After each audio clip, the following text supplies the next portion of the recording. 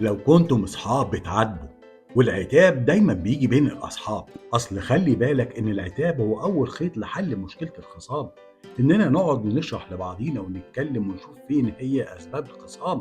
علشان ما تحصلش تاني، مش إن إحنا نقعد مع بعضينا وكلمتين نطيب بيهم الخاطر وتقوم تبوس راسي وشكرا للكلام، لأنك في النهاية ما قدرتش توصل لإيه هو سبب المشكلة، فإزاي هتحلها؟ فبالتالي هتحصل تاني نفس المشكلة. بس خلي بالك، العتاب ليه اصول وشروط، ان لما يحصل مشكله ما ينفعش وقت الصدام نتعاتب، وكمان لما نتعاتب نبقى جايين وعندنا استعداد ان احنا نسمع بعض، وكمان نبقى جايين مستعدين ان احنا احتمال كبير نسمع كلام مش هيعجبنا، يعني نبقى جايين نواجه علشان نحل، علشان نرجع لبعضنا، مش عشان نطلع من القعده كل واحد كسبان واخد حقه من التاني.